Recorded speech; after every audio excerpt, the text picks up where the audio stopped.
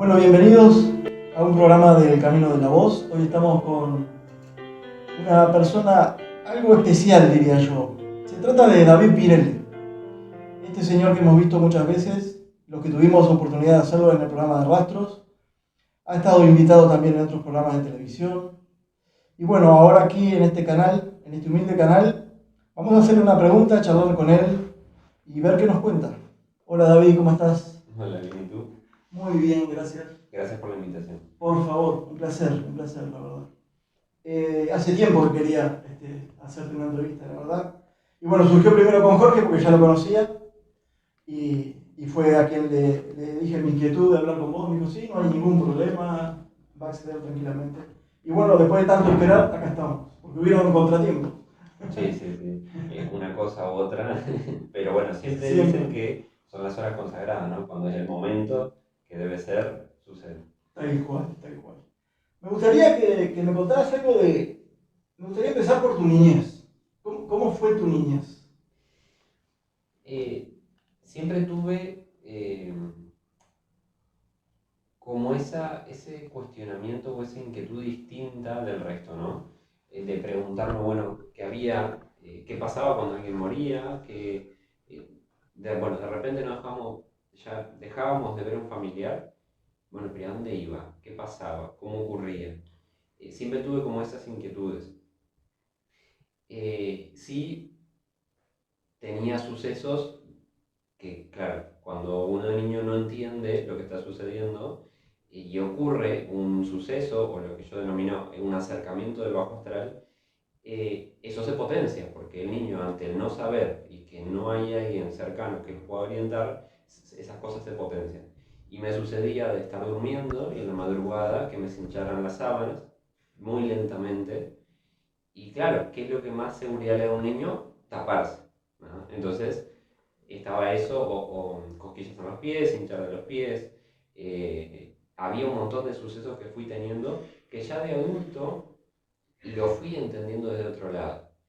Porque siempre mi objetivo fue, a ver, mi camino se abrió en dos, en decir, bueno, o niego esto y me dedico a otra cosa y avanzo por otro lado, o de verdad me enfoco en esto. Y fue lo que decidí, enfocarme en el desarrollo perceptivo y si el día de mañana hay otro David que esté viviendo lo que yo viví, poder decirlo, bueno, me parece que puede ser por acá y lo puedes resolver de esta manera. Pero eso no lo decidiste de niño. No, no, no, ya más Claro, claro. de adulto. Eh, pero mirando siempre al niño, ¿no? Mirando siempre a lo que viví y de qué manera podía tomar esa experiencia para crecimiento.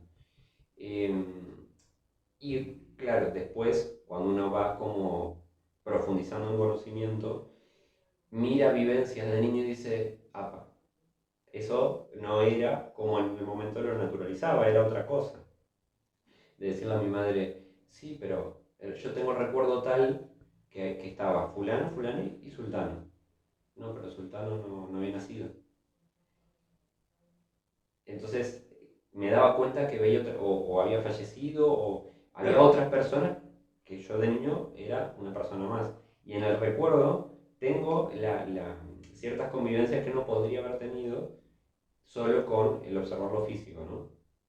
Pero eso lo ve uno después, cuando va entendiendo. Claro. Y el niño David, ¿cómo era? ¿Era introvertido, extrovertido? ¿Se veía normal ante la vista de los demás? ¿Podía interactuar fácilmente? Sí, yo era extrovertido, era bastante diabólico, bastante travieso. Pícaro. Si había un árbol yo era el que trepaba, siempre estaba ahí. Bueno, la dirección de la escuela era lo que más conocía. Después sí, de adolescente ya uno más introvertido y bueno, uno va en la vida pasando distintos procesos, ¿no? Pero de niño, un niño normal, que jugaba, que iba, venía, solo que tenía otras inquietudes y otras vivencias, ¿no? Claro. Pero yo creo que hoy día incluso hay muchos niños que tienen muchas experiencias, pero como no hay espacios para que se hable o no hay la contención adecuada, no nos enteramos. Claro. Si vas a una escuela y ves a los niños, no vas a decir, ese es perceptivo, no. A menos que tengas una percepción que puedas definir y observar la percepción del niño, no te vas a dar cuenta. porque no hay algo que defina a un niño de otro. Y no creo eso de las etiquetas de, bueno, este niño es especial, no. Es un niño más que tiene otro enfoque, así como hay niños que te tocan el piano a temprana edad. Bien, entonces son cosas que ya traen los niños y que por distintos motivos de la vida se potencian. Claro, claro, tal cual. ¿Y tenías algún acompañamiento con tus padres, o lo hablabas, o cómo era ese tema? Yo lo comentaba, pero nunca hubo negación, siempre por la parte de mi madre y mi abuela, siempre había como ese acompañamiento de, bueno, será un sueño o el buscar cómo naturalizarlo, eso sí. Claro, Pero claro, no se podía explicar. Cuando yo de repente decía, bueno, pero va a pasar tal cosa y sucedía, no es que haya una preparación. Yo creo que incluso uno hoy día, si viene un niño y te dice, mira tal cosa, uno tiene cierta inquietud y no es que lo va a naturalizar, decir, sí, pasa por esto y esto, a menos que uno tenga los estudios para poder entenderlo. claro, claro. Pero sí agradezco de mi familia que no hubo una negación y no hubo un, bueno, vamos a medicarlo para que se quede quieto. No, no existía el mercado farmacéutico. Menos mal. Em, entonces yo lo que más agradezco es eso de la familia, bueno, hubo un respeto, Claro, ¿no? claro. Y una naturalización de cierta manera. ¿Y en tu familia había alguien más en algún momento, o te comentaron de que en el pasado algún abuelito o alguien tenía ese tipo de capacidad? Sí, mi abuela muy intuitiva, mi madre también, no en desarrollo, pero yo creo que toda mi familia siempre tuvo esa cuota de, que yo siempre digo, todos tenemos, ¿no? Es como, si yo le digo a las personas, siento algo, va a pasar algo, no sé qué, estoy raro, la mayoría ha pasado por eso. Eh, yo digo que el 99.9% de personas algo transitaron en su vida que es esa percepción queriendo surgir. ¿Bien? Porque todos tenemos los centros perceptivos, tenemos la glándula pineal, tenemos los distintos focos que ayudan a la percepción. El camino que tomemos va a depender si queremos como incorporar esos conocimientos a la vida, ¿no? Porque es totalmente complementario. Y el plano espiritual y el físico siempre están en continuo acercamiento. No nos podemos distanciar de lo que somos. Es parte Claro, de eso. claro, claro. Pero sí, siempre en mi familia hubo como esa cuota de percepción. Y cuando uno, porque mismo en la genealogía, ¿no? Cuando nace alguien que viene a abrir ese mundo, el resto empieza como a interiorizarse también y a prestarle más atención. Que fue un poco lo que fue sucediendo también. Claro. Y ahora que dijiste justo glándula pineal, antes que se me olvide, ¿no?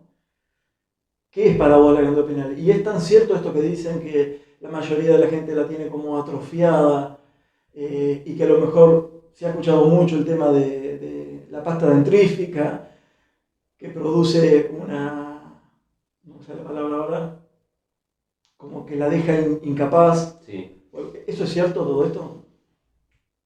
tiene una cuota de cierto y una cuota de no. Desde mi punto de vista. Ujú. Se han hecho muchos estudios, todavía no queda del todo claro el funcionamiento a nivel científico, hablo, ¿no? Sí, sí. Pero tenemos sustancias, lo que se llama sustancias perceptivas, que liberan nuestro cerebro, ¿bien? Y la glándula pineal es la gran reguladora. De hecho, en casos muy raros que hay una enfermedad en la glándula pineal, se descompensa todo el cuerpo, porque es una gran reguladora, ¿bien? Y tenemos sustancias como la DMT, la bufotenina, Mm, que son sustancias que liberan el mismo organismo y que ya se ha demostrado que personas con ciertas patologías en muestras de orina tienen más cantidad de bufotenina.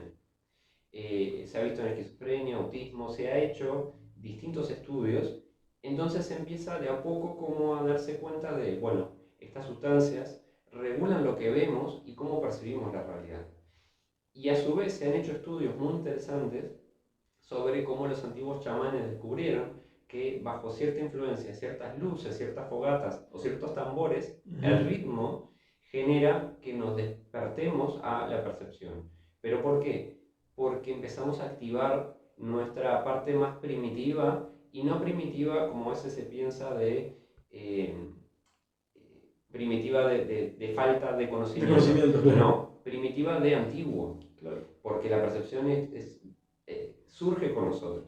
Entonces, cuando hacemos una ronda de meditación y un tambor, vas hacia adentro automáticamente, porque es esa cualidad de despertarse. Sí es verdad que ciertos alimentos o, como vos decías, el flúor de la pasta, afectan el funcionamiento de la glándula pineal. Nosotros normalmente tenemos cristales de apatito en la glándula pineal, pero se generan cristales de carbonato cálcico que cristalizan la glándula pineal. ¿Y cómo sabemos si una persona tiene alguna cristalización o contaminación en la glándula pineal? Porque cuando la persona va a meditar, siente un dolor de cabeza muy fuerte, como en el tercer ojo hacia adentro. ¿No? Eso habla de cristalización. ¿Bien? Ahora, con cierta dieta, agregando ciertos elementos naturales, se nivela.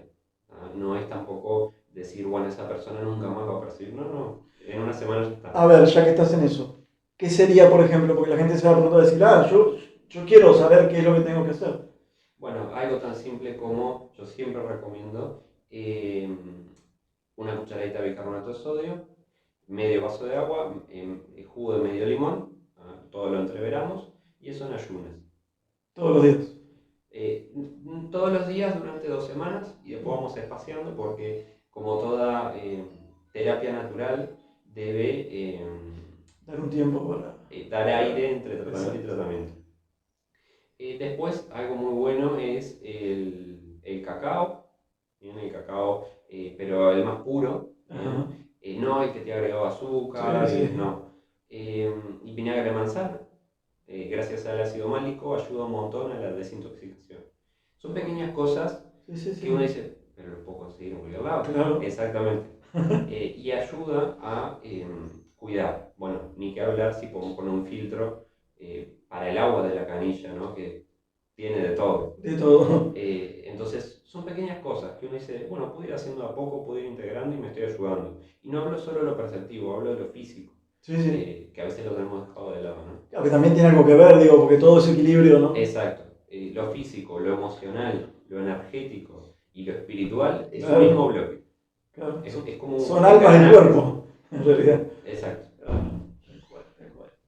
Bien, de todas estas cosas que te han sucedido, que has visto y qué sé yo, en un momento determinado se te escuchó hablar de guías espirituales, yo no me acuerdo ahora en qué programa, ni lo quiero mencionar quizá. ¿Qué podrías decir a la gente de esto de los guías? ¿Existen, no existen? ¿Son nuestros antepasados? ¿Es alguien que tiene una afinidad con uno? ¿Estuvieron vivos o nunca estuvieron vivos o viceversa? ¿Cómo es la situación esta? Bien.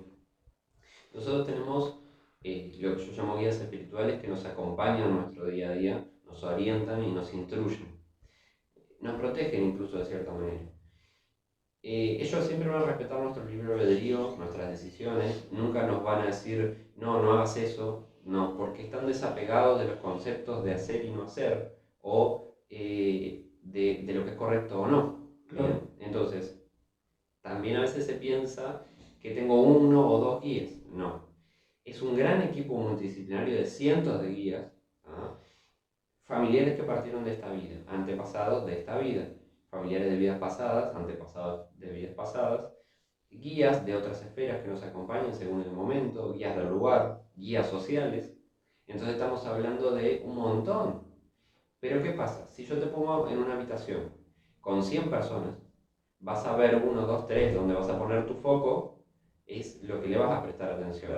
Ahora, ¿qué hace que si meditamos percibamos cierto guía espiritual? Porque es el que más vibra con nuestro momento actual. Y capaz que hacemos la misma meditación 10 años después y es otro guía espiritual. Claro, va cambiando. Exactamente, porque lo que necesitamos cambia. Pero todos están trabajando siempre. Para cada movimiento que hacemos, salimos, vamos, decimos, bueno, tenía que llegar a tal hora y justo se rompió el auto, por algo fue. No se dio tal día, por algo fue. No se dio, no era por ahí, era por otro lado. Siempre, ahí entramos un poco también en el concepto de la sincronicidad. Ya Carl Gustav Jung hablaba de la sincronicidad y de cómo todo, cuando se le da la oportunidad, conspira a nuestro favor y para mostrarnos lo que tenemos que saber. Entonces, si le damos la oportunidad a abrirnos realmente a lo que hay, nos vamos a dar cuenta que nunca estamos solos y que siempre se nos acompaña. primeras preguntas que me hice en mi búsqueda fue, bueno, pero tengo un caso de una muchacha, una persona que es arañada o que le pasa algo en la noche, ¿ah?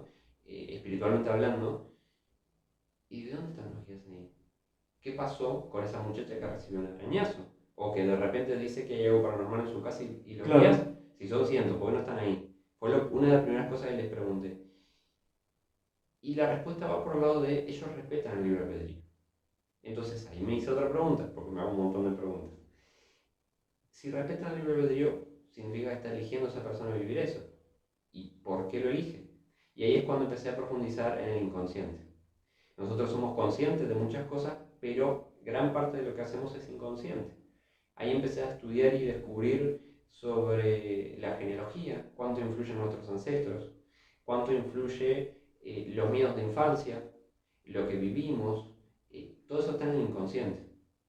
¿Y por qué digo esto? Porque cuando alguien vivencia algo, si uno empieza a desglosar, se da cuenta que es más amplio hasta que da con la raíz y dice, bueno, te está pasando esto por esto, esto y esto, sanemos esto y eso no va a ocurrir. Pero a veces se piensa que es al revés. Sano en lo que ocurre, el fenómeno paranormal, y ya está. No, porque va a volver a ocurrir más adelante.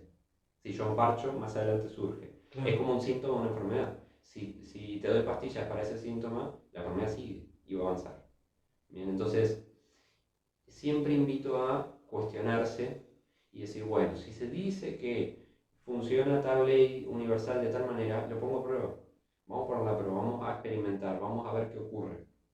Y por eso siempre me gustó mucho la investigación, porque siempre que sea bajo el cuestionamiento, uno expande más el entender. Y imaginemos que el mundo espiritual nunca nos va a decir que no, en cuanto a nuestra búsqueda, porque venimos a buscar. Claro. Entonces no tendría sentido decir, ah, bueno, porque lo dijo fulano, sí, sí, me voy a quedar callado con eso. No, lo dijo, bueno, pero si funciona, funciona. Y también está que no funcione para mí y no deja de ser válido lo que dijo esa persona. Creo que me fui un poco por las ramas. No, al contrario, al contrario. Todo, porque todo tiene que ver igual. Exacto. Ese es el tema. Y por ejemplo, ¿tenés algún guía que hayas reconocido o que te haya acompañado incluso en otra existencia tuya o en otro lugar? Sí, a veces incluso si te deben mostrar aprendizajes, te pueden llegar a mostrar imágenes de vidas pasadas. Pero yo siempre digo, no pensemos que la vida pasada es como el elixir de todas las soluciones, la panacea. No. ¿Por qué? Hay una ley que es la ley del olvido. Cuando encarnamos, olvidamos la encarnación pasada. ¿Por qué? Porque aún socialmente no estamos preparados. Imaginemos que todos recordáramos lo que ocurrió en todas las vidas.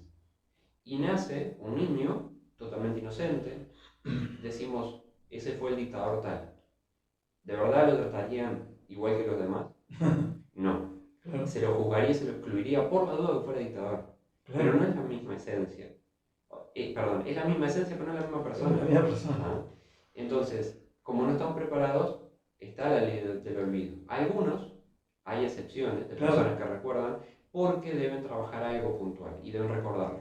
¿Ah? Pero no todos recordamos, no en todo momento. Ahora, ¿por qué digo esto?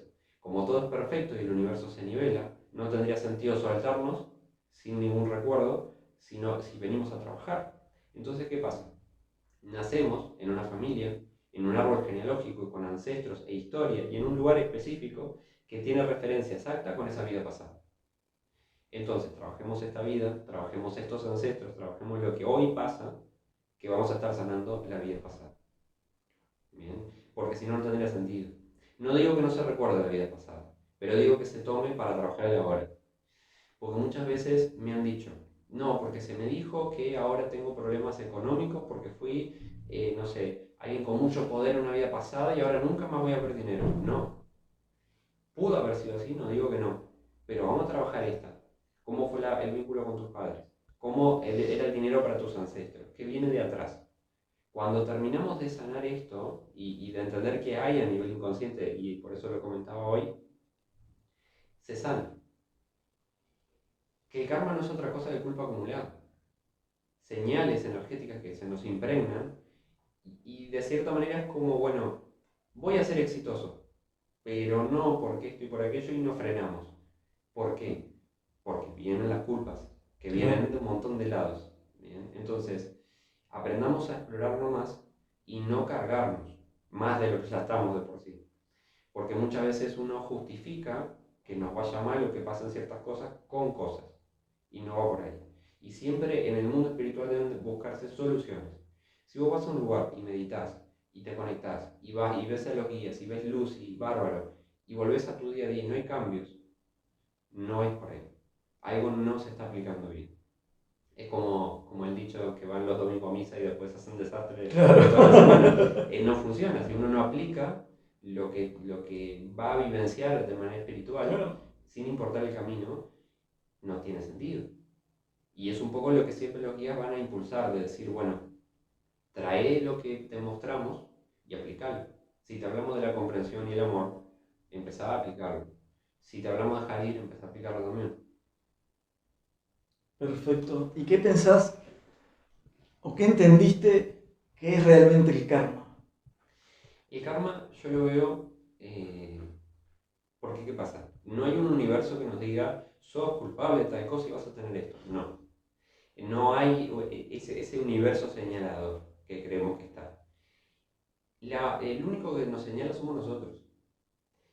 Y el karma es esa culpa, ¿no? De hice algo y lo tengo, no lo recuerdo, no conscientemente lo tengo.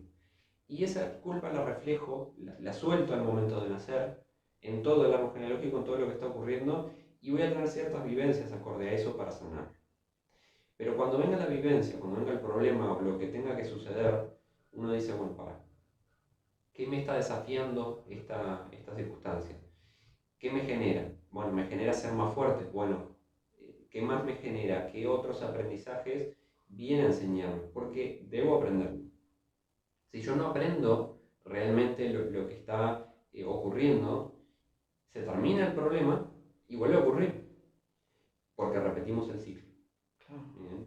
Es como, no sé, alguien viene y me dice, yo me mudo y siempre que me mudo se rompe toda la cañería de agua. Bueno, vamos a profundizar. ¿Qué pasó? ¿Por qué te mudaste? El agua son emociones, entonces vamos a decodificar un poco más qué pasa, por qué es culpa de mudarte. Y ahí sanas, se muda y no vuelve a ocurrir. Porque pasamos a otro ciclo, que sí van a pasar otras cosas, pero si uno sana y trabaja, mejora, que es un poco lo que apuntamos. Siempre se busca eso, tomar lo espiritual, soltar el karma, que no es más que me estoy señalando a mí mismo, y cuando dejamos de señalarnos podemos avanzar. Pero siempre hay que tener claro eso, el universo sigue nuestras directrices. ¿Qué quiere decir esto?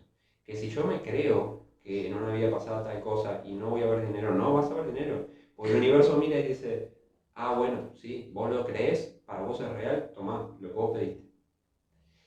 Por eso hay que tener mucho cuidado con la congruencia.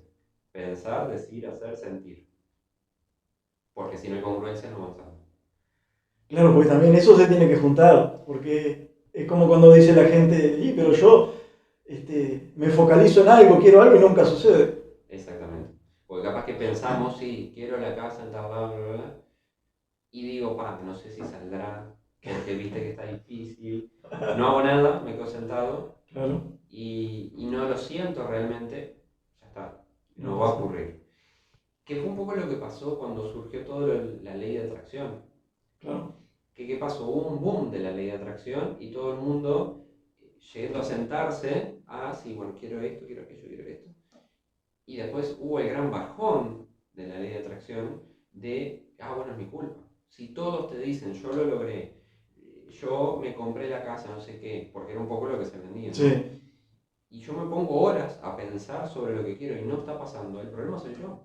Y hubo grandes depresiones por eso. Y el problema no eras vos, era la forma en que estabas conectando con eso. Por eso yo siempre digo, no, nunca crean en soluciones mágicas e inmediatas, porque venimos a trabajar y aprender. claro. Si alguien te dice, no, no, vos tranquilo, que con esto te solucionas la vida, mentira, de entrada, te quiere vender, porque todo va a ser un paso a paso, mejorar esto, solucionar aquello, ir creciendo y mejorando. Y después ya no dependes de la solución anterior porque vos te fortaleciste. Pero insisto, la espiritualidad no es soluciones inmediatas, es crecimiento. Y si el universo nos da lo que nosotros generamos, bueno, hay que ver qué estamos generando, consciente e inconsciente. Claro. Y David Pirelli, ¿cómo se ve? Si te pudieras mirar desde otro enfoque, ¿qué ves de esa persona? ¿O qué esperas también de esa persona? Pregunta profunda. Eh, Ahí me dejas sin respuesta. No me lo había planteado. A ver si entendí bien la pregunta. Si me mirara de afuera, ¿qué espero?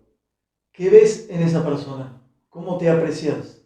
¿Y qué esperas que fuera o que haga?